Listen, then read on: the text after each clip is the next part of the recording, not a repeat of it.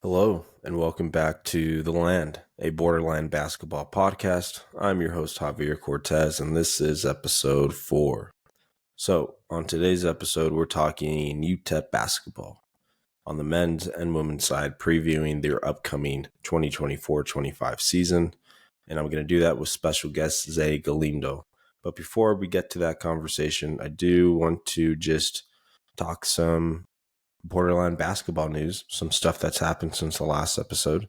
Again, as the season goes on, I'll start talking more about players who were getting offered, committed, and of course signing to certain programs.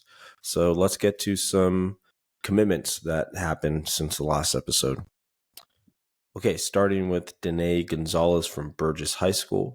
She recently committed to Lamar Community College in Lamar, Colorado. Gonzalez is a 2025 senior guard, one of the best two-way players the Borderland has to offer. High energy, high effort, cannot question her hustle around the court. But also, you just talk to anybody and they just talk about how good of a kid she is. On the court, off the court, in the classroom, just another high character kid coming out of the Borderland, and she's going to have a phenomenal senior season for the Burgess Mustangs. So for Danae, her family, anybody associated with the girls program at Burgess, congratulations, because it's always big news when you get a player like Danae getting an opportunity to play at the next level. So congrats to everybody associated with Danae there at Burgess. Next, of course, is Jayden Leverett from Chapin High School. So the lone D-run recruit on the boys' side has officially committed, and he picked Vanderbilt University in Nashville, Tennessee. Leverett, of course, had a lot of options heading into this decision. His top 4 consisted of Vanderbilt, of course, Oklahoma State, New Mexico, and Colorado. His top 3 specifically on the day that he decided was Vanderbilt, Colorado, and UNM. But really, every program that he kind of more or less went back and forth on had a lot to offer, I think, in terms of high-level college basketball, proximity to home, good education.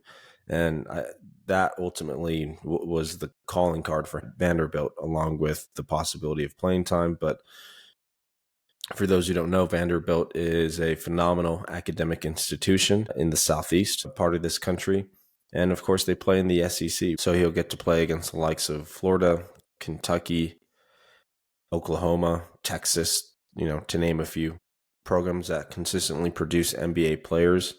I briefly lived in Nashville back in 2016, and it's a really fun, incredible city. It was rapidly growing when I was there about roughly 8 years ago. So it's probably even bigger now than it was before. But it's a very interesting city in terms of culture, people, nightlife, and of course, sports too.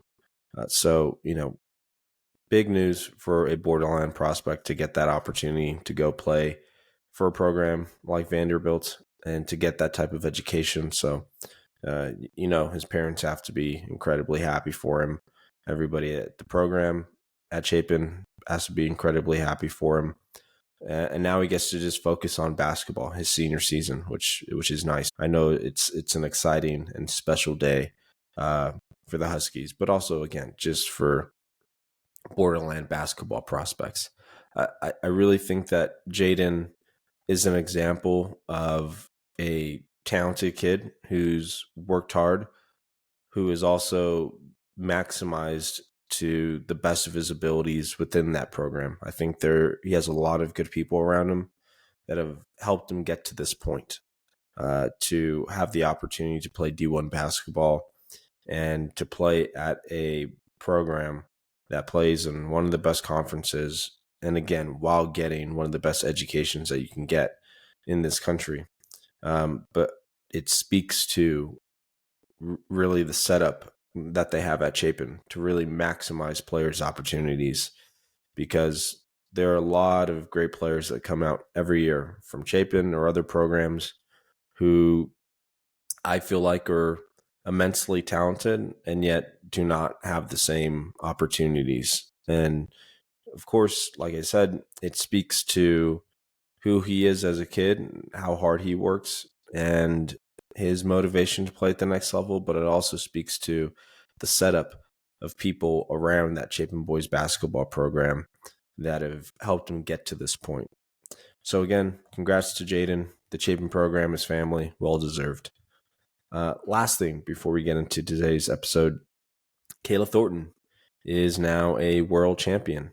The New York Liberty beat the Minnesota Lynx 3-2 in the 2024 WNBA Finals. A huge moment for women's professional basketball. It's the first title for the New York Liberty in a huge market after 28 years. And of course, huge for the city of El Paso because one of our homegrown talents, Kayla, who's from Northeast El Paso, went to Irvin High School, is a champion now and has just put on a phenomenal career, 10 plus years playing professional basketball. Started off as an undrafted player, which is incredibly hard to make a career in the WNBA when you're undrafted, being that there's just so little roster spots. And not only has she survived, she's thrived, and now she's a champion playing on one of the best teams women's basketball has and has had over really, I would say, like the last 10 years or so. Obviously, those Las Vegas teams were pretty incredible from last year and the year before. Minnesota's had some phenomenal teams over the years. But this New York team, a lot of star power, but also great depth behind that star power. And she was absolutely part of that. So it's just awesome to see. And with that, she's going to get honored on November 10th at the Don Haskins Center. And I hope as many people as possible can show up and show out for that, when she gets honored, because it would be highly disappointing if that happened in front of an empty arena. So November 10th, that is Kayla Thornton Day, and they're going to honor her at the Don Haskins. I'll talk about that a little bit more on this episode with Zay, which leads me to today's episode. Like I said, it's a preview of the men's and women's upcoming season. Zay Galindo is a young and talented journalist who helps break down those previews on both sides. He's incredibly tapped in on the men's and women's side, high school sports here. Really phenomenal, the work that he's doing here in the Borderland, but specifically with the basketball programs. And I think as you listen to this episode, you'll see what I mean in terms of how tapped in he is, just very knowledgeable. So without further ado, let's get to that episode. I think you'll enjoy it.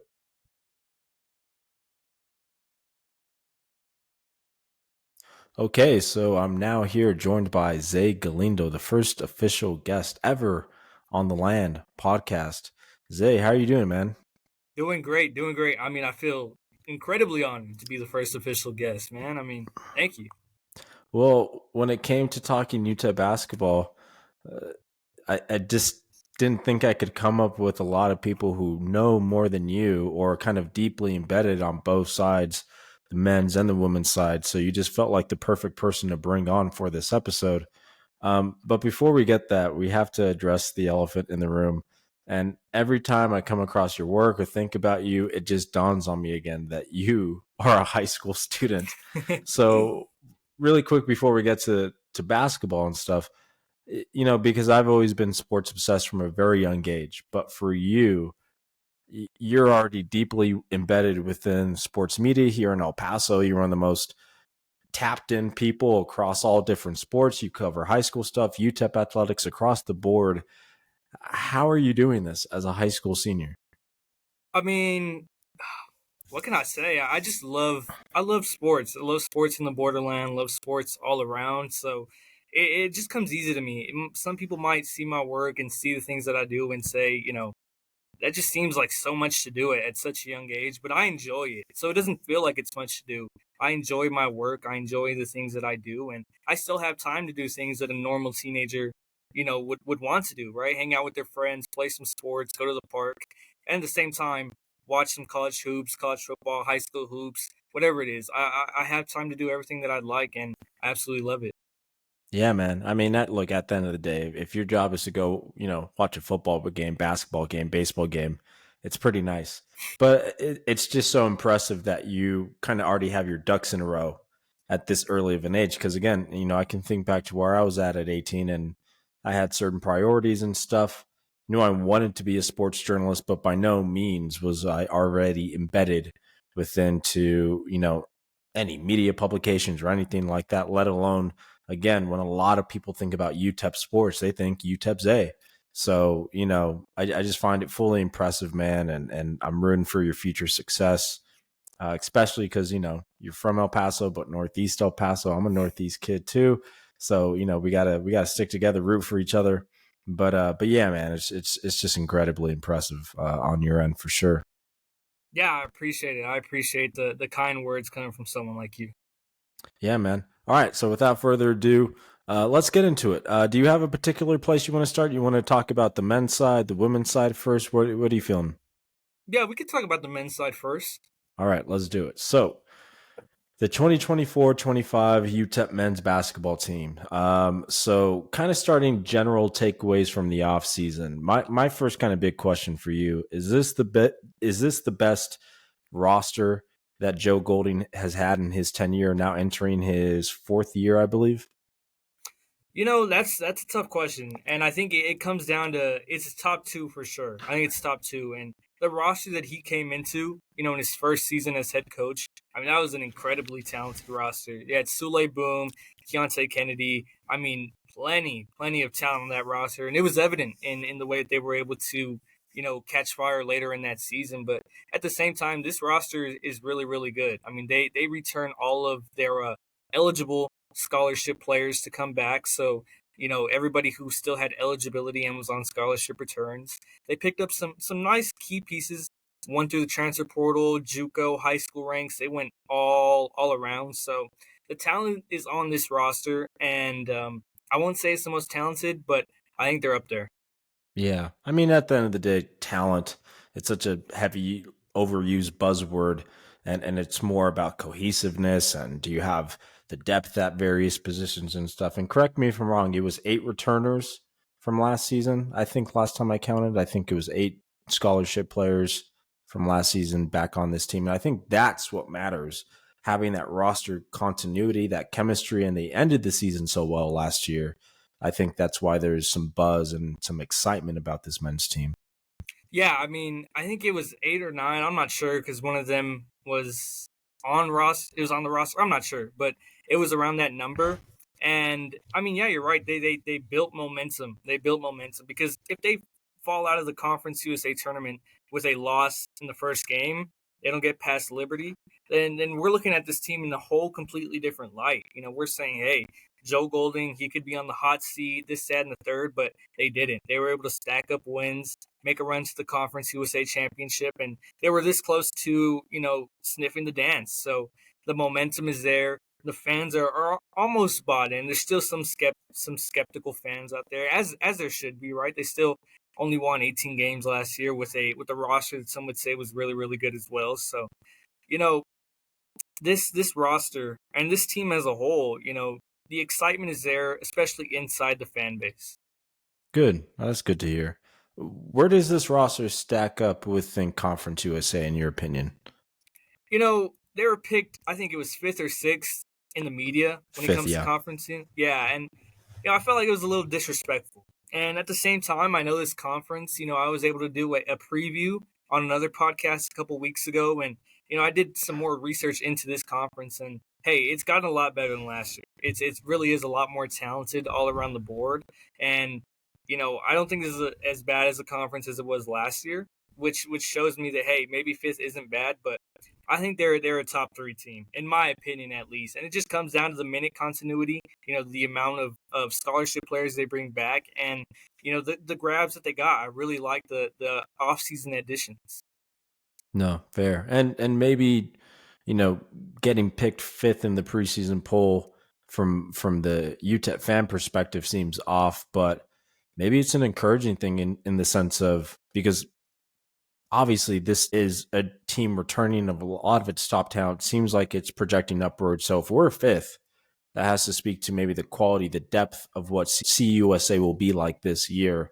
Although it doesn't matter because this is a one conference team in terms of NCAA bids, unfortunately. But sometimes lower expectations. Those can kind of help, even if internally we don't kind of see it that way. In terms of roster depth, I want to specifically ask you about where's the depth in this roster from a positional perspective. I know we have a lot of good guards returning. We lost some good guards from last year, but where would you say a lot of the depth resides in this current roster? In their backcourt, I think it really just comes down in their backcourt. You talked about the guards, they lost Tay Hardy and Zed Powell being the top two scorers and the top two that come to mind when you're thinking about last year's team, but they really reloaded well. And, this group that they have, at the guard position, I mean, they can defend. They can all defend, and that's really, really crucial in, Joe Golding's system, which is really nice to see. That perimeter defense is going to be insane. They're going to force a lot of turnovers, and they're just going to be pesky defenders, right? And they're going to annoy a lot of teams. And it starts at the top, right, with David Terrell. I mean, the Texas native coming in as a true freshman, absolutely having himself a great year. Conference USA Freshman of the Year. He's the leader. But, they picked up Tarleton State transfer Devon Barnes, and he is a shorter guy, but he'll play that point guard position for them. He'll split time with Terrell, and he can score. He can score and defend too. So they have a lot of depth, past the starting position, and I think that's where they're going to hang their hat. Especially, I talked about defense, but they're scoring from that position as well. That's something that they've been missing, and they finally have this year. Speaking of defense, because I was digging into the numbers for the team last year, and they were elite in some categories. So 16th last year in the nation in defensive rating out of 360 schools, for reference for listeners. First in turnover percentage. There were some areas defensively where they were not so good. 351st in opponent free throw rate. So opponents got to the line a lot. 351st in free throws per field goal attempt. Again, just another indicator of fouled. Opponents got to the line. 300th in steal percentage. But again, I mean, when you're top 20 in defensive rating, first in the nation in turnover percentage, there's a lot of good there. And might as well ramble off some of the offensive numbers. 9th in the nation in free throw rate. First in the nation in steal percentage, obviously. 19th in free throws per field goal attempt. 52nd in pace. The areas on offense where they're pretty poor. 308th in three-point attempt rate. And, of course, I believe, 315th in turnover percentage. So in the same way that they're really good at turning over teams, they themselves turned over the ball a fairly significant amount of time. Now, that being said, in regards to defense, can we expect to see like another top 20 type of season in terms of defensive rating, turnover, stuff like that? Is that reasonable? That is more than reasonable. I think that is something that we'll see. They're going to force a lot of turnovers again. I wouldn't be surprised if they're top 5 because, David Terrell, I'm talking about these guards a lot, but they do so much for this team. And I haven't even talked about, probably their best defender on the team. You got on the wing, Otis Frazier. He is a specimen, right? He's 6'6". He can guard, 1 to 5 for you, force a lot of turnovers. So defensively, they're going to turn their defense into offense. They're going to try and score in transition a whole lot because that's where they're most comfortable. And that's, that you could take that as a good thing or a bad thing, right? If they set up into an offense, maybe they won't end up getting a bucket. They really struggled with that last year. But, I mean, I definitely do see this team really, really I'm not going to say taking a step up defensively because they already were at the upper echelon of college basketball, but they're going to stay right there. I do believe that. Yeah, I think that's going to be key for them. Let's transition a bit. Talking about head coach Joe Golding, going into his 4th year, 52-48 through 3 seasons of 52% winning percentage. Hasn't had a lot of success postseason basketball. Obviously, no tournament bids. Last year was better than the year before in a sense, but in year 4, what kind of season does Golding need to have, if that makes sense, in terms of expectations, the roster that they have?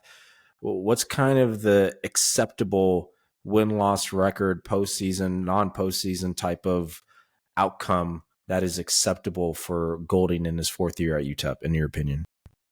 I mean, the way that everybody's looking at it, they're expecting 20 wins. I think most of the fans are expecting 20 wins, and they just want to be relevant. I felt like last year they really did hit a wall in conference play. They couldn't win on the road.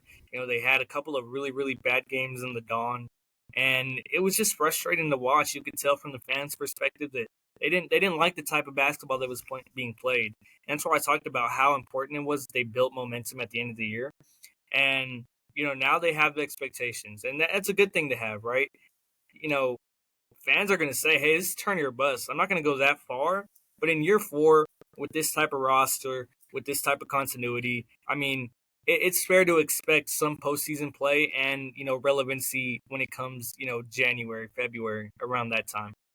Yeah, and that was more or less going to be my next question too. Is it reasonable to expect or to hope in a somewhat realistic expectations as fans to see this team in the NCAA tournament? It's been what, 15 years since UTEP's been last in the NCAA tournament, and as time goes on, that former identity of being this mid-major powerhouse and the only Texas team to win a national championship, that's gone.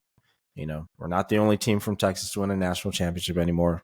Haven't been to an NCAA tournament in 15 years. Haven't really been relevant, more or less, for the most part, in this century. But so I say all that to say, we always want to see our team in the tournament. We always want to return to the glory days of what Haskin did in yesteryear. And I think you already answered the question, but so it's fair that we can have a somewhat reasonable expectation that, yeah, this might be a tourney team without doing a tourney or bust type of mentality with this program.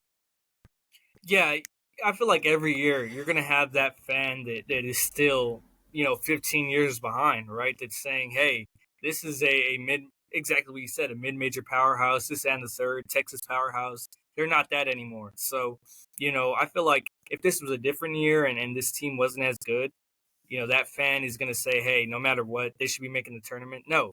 But this year, it is fair to expect UTEP should make an NCAA tournament for the first time in like you said, 15 years, since 2010. I mean, it's a fall from grace for such a, historical program. So I definitely do think, if maybe you're not a UTEP fan, but if you're someone living in El Paso and you're seeing this team on the news, this and the third, even they should expect, this team should be making a tournament.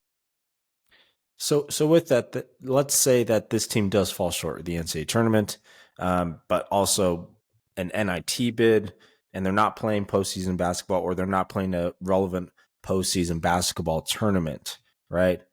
Where do we kind of go from here if that's the case this year?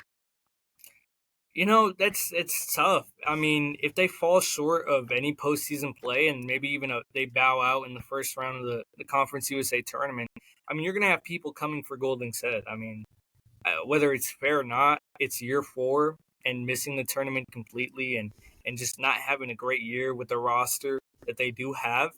People are going to be upset, and I'm not going to, say they're going to fire Golding if that doesn't happen. I think he'll have another year to really, really give it one more shot. But the frustration is going to mount within the fan base if that does happen. What do you think is the sense of Golding and his relationship with the fan base, their relationship to him? You already talked about some kind of criticism of their style of play last year, obviously ending on a high note, but where's this fan base at with Joe Golden, would you say? This fan base is going to be really critical of you, no matter who it is. I mean, we've seen it before with Rodney, Terry, Tim Floyd, right? This fan base expects a lot out of this program, especially the basketball fan base, right? For a school that is historically bad at football, basketball has been the one thing that they hang their hat on, and they're going to continue to do that, right? You're going to have more diehards in basketball than in football. So I feel like Joe Golding and the fan base, the fan base is going to get frustrated with him sometimes, but at other times they're going to love him, right? Because the style of play, when they win, it looks so beautiful, right? You stifle, the opponent's offense. You have so much fun in transition, scoring a lot of fast break points. I mean, the result on the court when it works is fine, but when it doesn't, this team is shooting 0 for 15 from three, and they're losing 50 to 71 to a subpar Conference USA team. So you know Joe Golding and this fan base, it's off and on, and sometimes they love him, and sometimes they're gunning for his head. Yeah, it kind of indicates his record too, right? 52-48, win one, lose one, win one, lose one. Hovering right around 500. And at the end of the day, whether you have a program like UTEP that has good history, great history, if you win, they love you. If you lose, they hate you. But I mean, he is a good coach. There's no denying that. I think what he did at Abilene Christian, when he got hired, he made a lot of sense to me because it was like, okay, this is somebody who understands the Southwest region of the United States. If he can get an Abilene Christian to the NCAA tournament, he should be able to get UTEP. So I really thought that was a really strong hire. Whereas, again, I was out of the media space at the time, but Rodney Terry just kind of felt like a guy who was going to, do his time here till he found a better opportunity. And, you could probably say the same about Golding. But Terry, with his resume as a assistant coach and as a recruiter, kind of felt like, we're probably going to see this dude jump at the next best opportunity. And, well, we kind of saw him jump at not even the next best opportunity, but just an opportunity. So I like Golding in the sense of the hire initially. Obviously, I haven't followed the program as closely as you do, but it's all about wins and losses, man. All about wins and losses. Yeah, I mean, the fit, like you said, it makes sense. It made a lot of sense, and I think it still does, right? But it's just so hard the way that Golding built, Abilene Christian's program. He developed a lot of players. He bought in high school talent, farmed them, got them better, and that's just a tougher thing to do with the transfer portal now, stuff like that. So he has to kind of tweak the way he recruits, tweak the way that he develops, and I think he's adjusting really, really well at UTEP. But he does fall short in the recruiting game sometimes, and that's been his biggest downfall, right? He hasn't been able to recruit offense, right? It's been really, really tough to grab that one shining star of the portal versus when you saw Rodney Terry, right? I mean, Terry got 2 or 3 shining stars out of this portal. So it's just that recruiting aspect of it has been his biggest downfall. When I say his, I mean Joe Golding.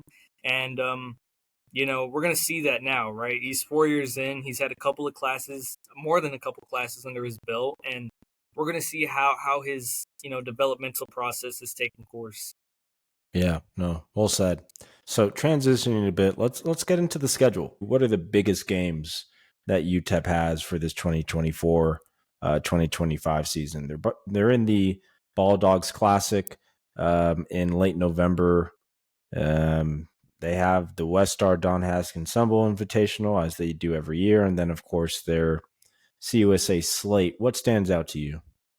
Well, looking at this non-conference schedule, it's a lot of good teams. And I guess good is maybe a stretch, but a lot of similarly, they're on the same page as UTEP, right? They start off with Sulro State and UT Permian Basin. Those two don't really count. Nobody wants to talk about those games, right? I'm looking at, they're playing Utah Valley and they're playing UC Santa Barbara. Those are two teams that are, once again, on the same level as UTEP, but UTEP's going to have to travel on both of those games to start the year off. So, I mean, I say in the non-conference slate, there shouldn't be a reason that they're going into conference play with over 4 losses. And fry me if you want to, but I have a lot of expectations on this non-conference schedule, and they should not breeze through it, but they shouldn't have too much struggles if this is the team that's going to make a conference. I mean, an NCAA tournament. I also see that they have Louisville scheduled here on December 11th. Will they go to Louisville? Is that kind of the only big resume win potentially here? Looking at this, and again, I can't speak to what Louisville is going to look like this year, but historically a pretty solid program, plays in a bigger conference than us. It's on the road, and I'm looking at Louisville's record right now. They went 8-24 last year, so by no means were they good, and probably don't project to be very good. But is that kind of, hey, if we're going to hang our hat on a win, it's going into Louisville, Kentucky, beating them on their home floor? Well, the Louisville game is going to be interesting because they're under a new head coach, right? They fired Kenny Payne, and it's they want to get back to where they were. I mean, Louisville was a powerhouse, like you said, usually a really really good program. So, I mean, yeah, that's the win that if UTEP can somehow pull it out on the road, I mean, all eyes are going to be back on them, right? They're going to be back to, hey, we can be the best team in Conference USA. We can do this stuff, and I don't see it happening. But if it does, then hey, I mean, that's going to be something that you're going to, build the season on. For sure. And now, opposite to that, what are the games on the schedule where UTEP just can't lose? Obviously, from a rivalry perspective, you don't want to lose games to NMSU. I get that. But just games where if we're losing to that team, that's really going to tell where the rest of the season is going to go, or it's going to be emblematic of how poor this season was if they lose to whatever team. Who is that to you? Yeah, to me, I mean, in the non-conference schedule, I'll go with Jackson State and Tarleton State. And last year, Tarleton State was really good, but I mean, they just really, really lost a lot of pieces. Right under Coach Gillespie again, he was out for most of the season, so their assistant took charge of that run that they had. And Jackson State, just an underfunded program. We talk about those a lot, but I mean, they're just not projecting to be really, really good out of the SWAC. And if you're losing to those two teams, and they're going to sound the fire alarms and say, "Hey, this could be a really really bad season." And then you get into conference play, and I mean, Conference USA is just going to be they're going to kill each other. Everybody's going to just absolutely give it to each other. And I'm not going to say there is a must win or a can't lose, but I mean, UTEP always dominates FIU. So if they're losing to FIU or Kennesaw State, that could be some alarms coming out from me. Yeah, I feel like if you can't win the Sun Bowl Invitational, which has basically become a scheduled tournament win for this program because they just can't get top programs like they used to come in. You can't win that one on your own home floor. That's tough. I think every good UTEP team that I can remember, has breezed through that tournament pretty easily. Final thoughts before we go on to rapid fire, but lukewarm, hot on this team, cold on this team. Where are you kind of at with this team? I'd say, is there something between lukewarm and hot? Because that's where I'm in. I don't want to put too much into this season because, I've done that before, right? I've gotten hyped, gotten excited, and it's just disappointment, right? So I don't want to do that. But at the Yeah. same time, it does feel a little different. It feels a little more, I guess, trusting that I could say, hey, this team maybe can win 20 games, and maybe they won't make a tournament, but they'll be somewhat relevant again, and they have the opportunity to do that. And it's maybe a little bit better. They're picked fifth. Like you said, it's bulletin board material, something to look at. Hey, these people didn't believe in us. Let's go prove them wrong. And I think Joe Golding teams really do thrive under that type of environment. Yeah, I think you're being more than reasonable too. And obviously, you know more about the team than I do. But a competitive, potentially 20-win team that can flirt with an NCAA tournament bid. Again, going back to what we're talking about a few minutes ago, this identity of being a mid-major powerhouse that's coming out of the old WAC and winning maybe a tourney game every now and again, those days are over. But if this program can consistently get back to being a competent 20-win team that is in the discussion of that, and look, the dynamics of college basketball and how it's set up, it does not benefit smaller universities like UTEP, being that they play in a one bid conference. So, I've seen a lot of good UTEP teams miss out on the tournament because Conference USA is a one bid tournament. Going back to the Tony Barbie years, Floyd had some decent teams, kind of what I've just talked about, 21 competitive teams, top half of Conference USA, but couldn't take that final step. And because their RPI and all those measurables isn't high enough, they get pushed out. But I think that's more than fair. Moving on. So let's do some rapid fire, and we're pretty good on time. So, you don't have to hit these as quick as you want. You can give a little sauce to these if you want these answers. So rapid fire, best player. I'll go Otis Frazier. It's between Otis Frazier and David Terrell for me, and Frazier's just the more experienced one, so preseason I'll go with him. Best scorer. Best scorer, I'll go with Devon Barnes. I mean, saw him at Tarleton State. He's just a really, really smooth type of player, really satisfying to watch, and he just gets buckets. That's all I can say. He gets buckets. Best shooter. Whoa. I'll say, man, wait, that's a tough one. I mean, it's hard to have shooting on this team. They really don't have shooting. That's the big red flag with them. But I'll say Trey Horton. Sophomore, true sophomore, played a lot last year, and he can hit shots. Best passer. I'll say David Terrell. I'll give best passer to David Terrell. I think he has that potential on this team. Best defender.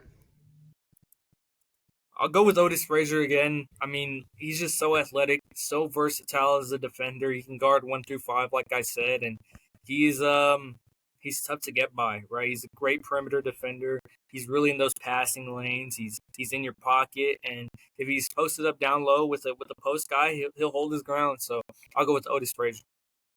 Best rebounder. I'll give best rebounder to Kevin Kalu. He'll be there. They're probably the only big on the court, at times, and maybe he won't even be on the court at times, but he is their best rebounder at most of the time. Breakout candidate for this season. Ooh, breakout candidate. I'd say Ahmad Bynum. He's a junior college transfer. He was top 100 in the JUCO rankings. A DePaul bounced back, and he'll have his opportunity as a scorer because, like I said, there's going to be droughts with this team, and they're going to need someone to come with the bench and cast that spell. And I feel like Bynum can be that one. Most interesting newcomer. I'll say, I want to say Bynum off the top of my head, but I'll go with KJ Thomas, right? Canyon Randall High School, true freshman, and, saw him a couple years ago when he played Riverside, and, I mean, he can score. He's really, really silky smooth. He's a smooth type of player. So, yeah, I'll go with him. Golding has a reputation with freshmen to play him. And if this guy could be somewhat as good as Terrell, I'll be excited. Okay, and this could be a two-pronged answer. You can give your personal favorite and then kind of diagnose and speak for the fan base, fan favorite. My favorite player on this team, and I feel like I speak for the fan base, it's David Terrell, right? He is the poster child. You're going to see him on all the posters. You're going to see him doing all the interviews. He's all around a great guy.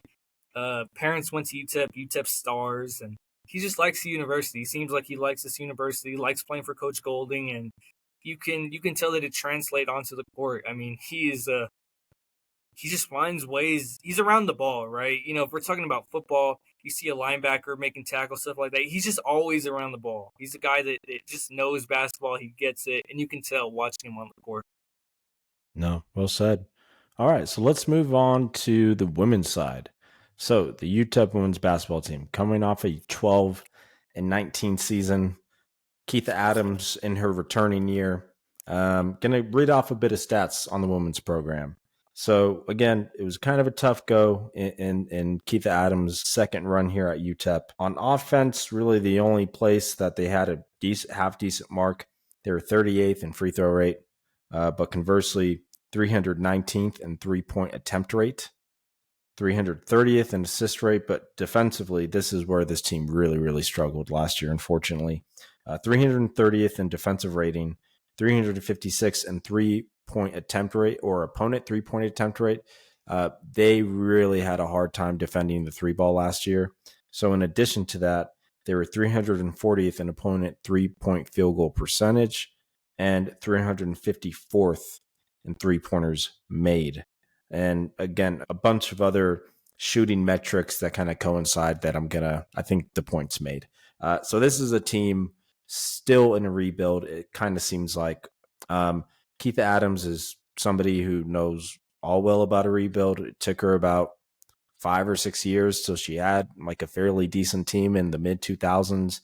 And then really from there, with a few blimps, she had the ball rolling before she left.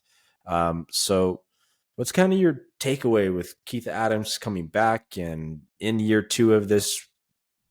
What do you kind of expect with her? Last year I was really high on that team. I thought they had a lot of talent. Thought they had an opportunity to steal a couple conference games, more than 6 that they got. But it was year 1, so I wasn't too critical of them. I wasn't going to go too in on them. We saw their struggles, and you just hope that Keita was going to be able to build off that. And she did lose a lot in the transfer portal. It was a tough offseason, I'll say, at least from a fan's point. But it's Keita Adams at the end of the day, right? You have to have belief in her. You have to trust her because she's won here before and she's taken this program to the highest it's ever been, right? Without a doubt. And she sold out the Dawn a couple of times. And it's a tough thing to do. 12,000 fans supporting women's basketball. As sad as it is to say, it's a tough thing to do. So, Oh I yeah. have faith in Keita Adams, but, it was definitely a struggle last year. Yeah, not to get too off track with what we have planned to talk about, but it's such a fascinating return because her legacy cemented. She's the best coach in the women's basketball program history, bar none. She did some incredible things, producing tourney teams, a lot of really special moments here at the Dawn. I would say their NIT final against Rutgers, although it was a loss, that's arguably the most special moment in UTEP athletics this century. I would probably put it second behind the 50th anniversary game against Western Kentucky in 2016. Uh, you get a message from President Obama and former players are there, and it was a huge comeback, sold out. But I mean, when we think about UTEP basketball in this century, it's really been more, the women's side has had a lot more special moments than the men's side. And Adams, as a program builder, undeniably deserves respect for that. So I absolutely think she has a lot of leeway, I think, with the fan base. But if we're going to call a spade, the city of El Paso, even when she had things going, didn't really support her. They came out for some NIT games, sold those out, but they were long good before they even got there, and they weren't largely supported very well by this fan base. So I kind of look at her situation as, this is, what can you kind of add to a legacy that's already been cemented? Is that fair? That is fair. I mean, that's extremely fair. And, you know, she's just the type of coach that, like you said, she has a lot of leeway with the fans. She can win over the fans even when, her team is losing, right? So, I mean, what can she add at this point, right? She can add putting this program in a position to be in position, I'd say. I mean, I don't know what the ceiling is for her and for this team in the next couple of years. It's really going to come down to her first recruiting class and her second one and how much she relies on international players. And they're just so hit or miss that, you know, it'll be interesting. I'm really, really interested to see how these next couple of seasons go and, how this result will affect, Keita's legacy here at UTEP. Even though, at the end of the day, even if she does struggle these next couple of years, she is, she is considered one of the greatest UTEP coaches of all time. Not just women's basketball, not just basketball in general. For the heights that she has taken this program already. Oh, absolutely. She's right behind Don Haskins. There's, Gillespie had some good moments. Sadler had some good moments. Barbie had some good moments. Floyd, although a really deep, rich connection to the program, underwhelmed. I don't know how you can say any of those men would be above Adams. So I totally agree. Speaking to what you talked about with the international flavor on this team, I mean, the roster is basically made up of all international players, which is fascinating to see. I think kind of exciting. They were picked to finish 7th in the CUSA poll. Considering what the roster looks like, the rest of Conference USA, where's the roster stack up with the rest of the conference? Is 7th, is that appropriate for this team again in year 2 of a rebuild? What do you think on that? I think it is appropriate, and it's just so hard to evaluate this roster. There's not enough resources for women's basketball, and especially when it comes to the international amateur level. But you're looking at the additions and the returners. You know, like I said, it's hit or miss. When you do have the returners, right, Del Mazita, she's going to be their point guard. A little bit of a disappointing year, in my opinion, for her last year, but she had her ups and downs. At the end of the day, she's a really, really athletic point guard that makes plays happen, especially on that defensive side of the ball. Yvonne Tensaye, she'll be their leading returning scorer at the guard position. And, we can get into the returnees and newcomers and this whole roster as a whole later. But there's a lot of question marks, and that could be a good thing when you lose a lot of roster graduates, transfers, this and the third, or it could be a bad thing. And right now I'm in the middle with this team. I really I don't know what to expect because anything could happen. I could see this team winning, 18, 19 games, and I can see them only winning, 8 or 9. It really depends. Yeah, no, I can understand how it's hard to evaluate it. And then even if you can go back and individually look at all these players in their international prep career, how does it all fit together is what's going to be really interesting about what she does going forward. But she's found success with international players. Again, back when I covered the women's team, they certainly didn't have this many international players, but I could think of somebody like a Christine Vitola, who is a great post player, great smooth, can get you a bucket down there. One of the best bigs the women's program's ever had. But this is a new time, and they're really tapping in to that market.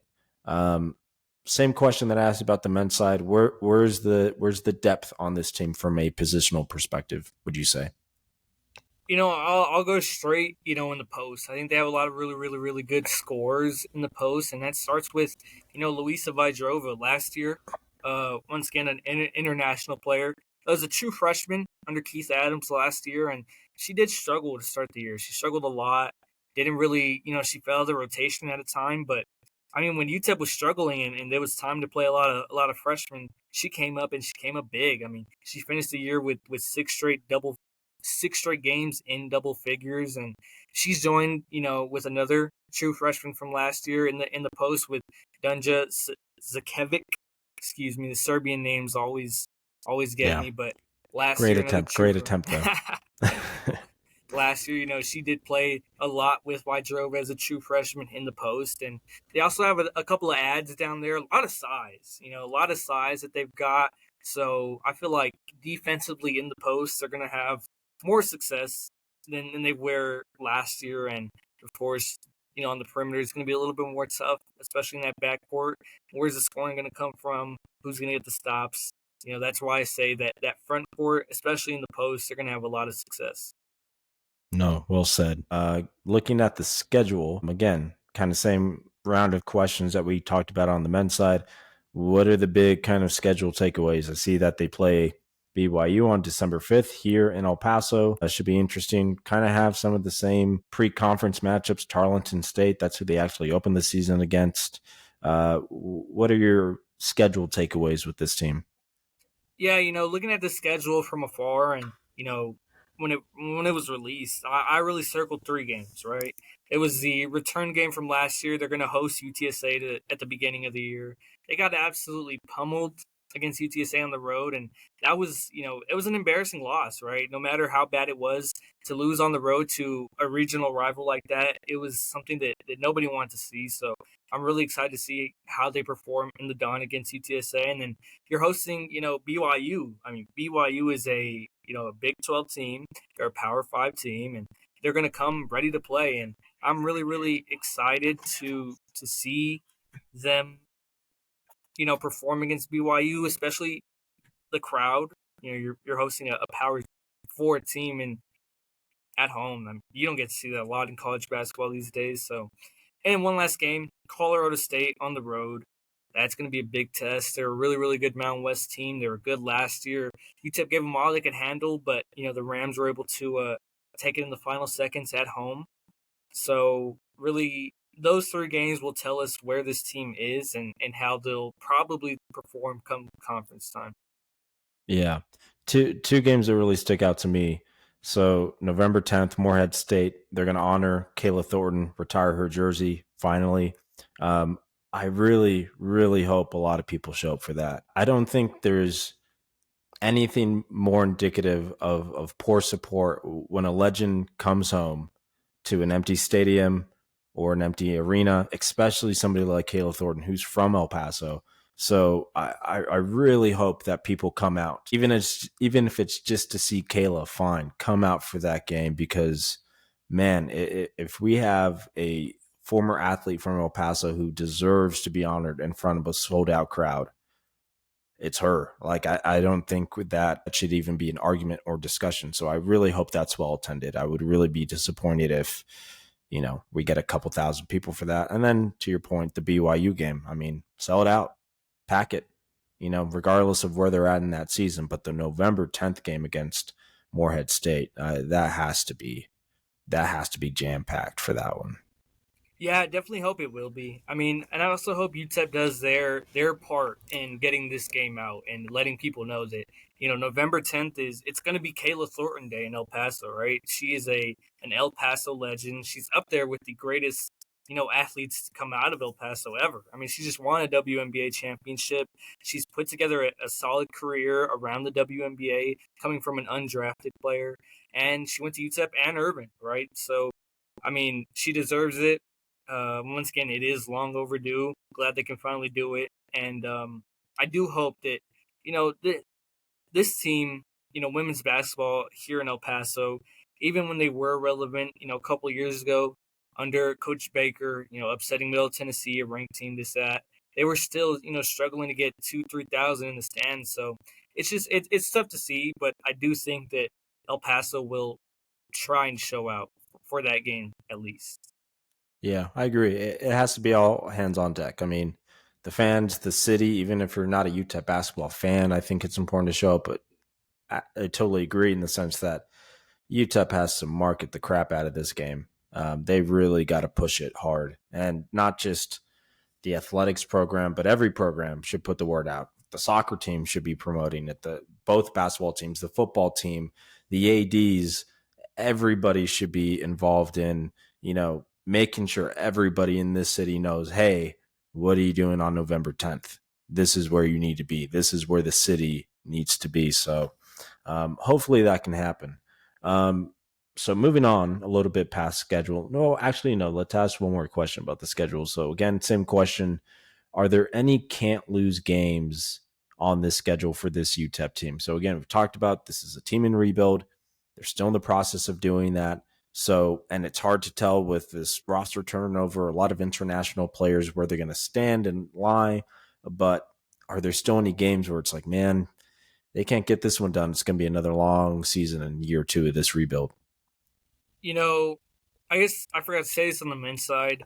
The non-Division One games, they go without saying. They should win those ones. But I mean, Arkansas, Pine Bluff, that should be the one game on the schedule that's a gimme, and that's no disrespect to their program. They have a solid one over there, but you're hosting that team at home, coming off a road stretch. You're going to really want to win that one. And, I'll say the NMSU game, I mean, as of recent, this team has absolutely just dominated New Mexico State on the women's side, and they lost their first game in about, I'd say, 5 years against that team last year. So want to rebound, and that's a game that most fans will pay attention to. But other than that, you can talk about that Texas A&M Corpus Christi game as being a must or a not lose, but then being on the road, you never know what's going to happen on the road. So those two games, and then of course the Morehead State game, I feel like that should be a win as well. Right on. So before we get into the superlatives on the girls' side, again, same question. Again, also considering the context of this team, where you're at, lukewarm, stone cold, hot, blazing hot, where are you at?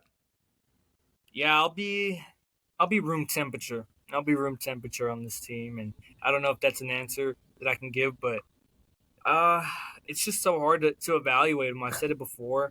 They have some newcomers, and we can look at their stats, say, hey, they performed well internationally, JUCO. At the end of the day, they don't have a lot of experience at this D1 level. They only brought in one D1 transfer. That's Portia Adams from Lamar, and even she took last year off. She didn't even play last year, so we just don't know what we're going to see out of these international players. A lot of question marks, but a lot of potential as well.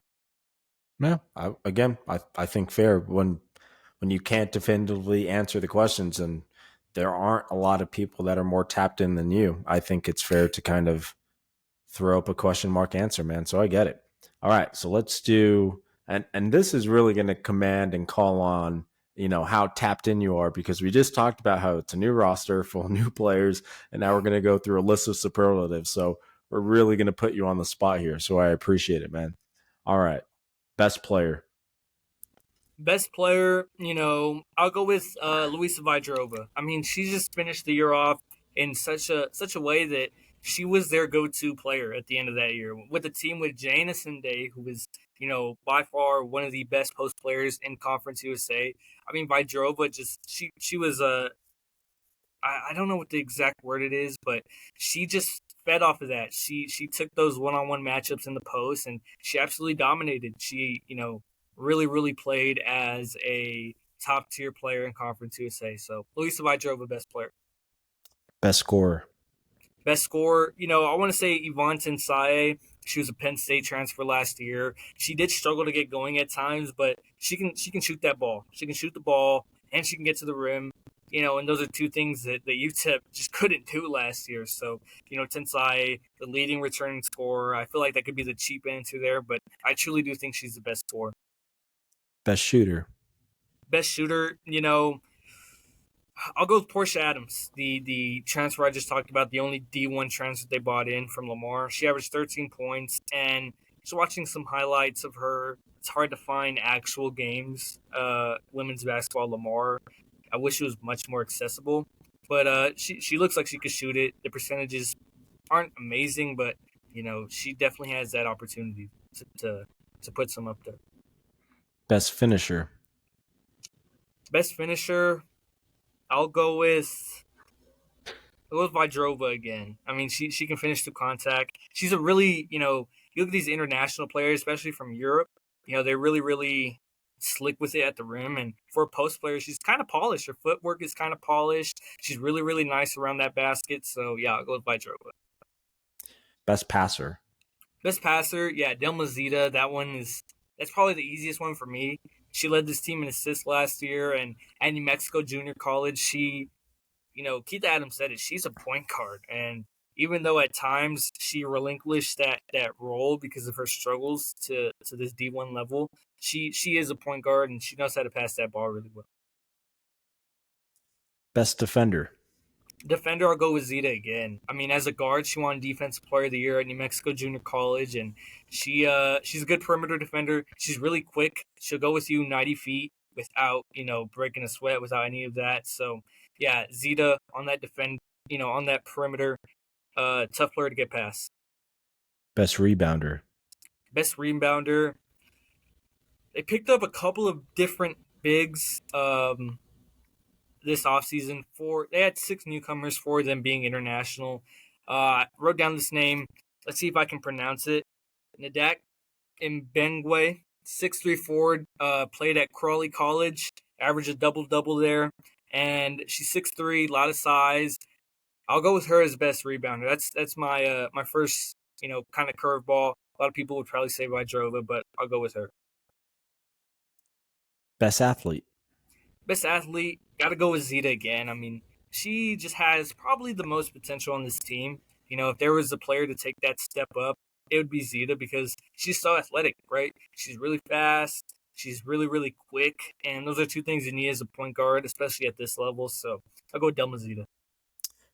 All right, last 3. Breakout candidate. My breakout candidate, I'll go with Zita again. Just simply because of the fact that I keep saying it. The potential she has on her is unmatched. She was a I'm not going to say highly recruited player out of the JUCO ranks, but she's one of the better recruited players, higher rated coming from New Mexico Junior College. So I'll go with her, but it can honestly be anyone. I mean, these international players have a lot of potential. All right, next one, and I hope you pick my personal answer. And again, my personal answer is based on basically no research, but most interesting newcomer. I'll go with Mary Moses Amano. Oh, dang, I wanted you to say Irene Asensio. I'm just saying, point guards from Spain. They know what they're doing with point guards from Spain. So again, It's based on no research. You probably know more about that player than I do, but Irene Asensio, I'm keeping tabs on her from here on out. Point guards from Spain, man. Yeah, point guards from Spain. A lot of good lineage to come from. Definitely something to recruit. But I mean, for UTEP and especially for Keitha Adams, forwards from Uganda.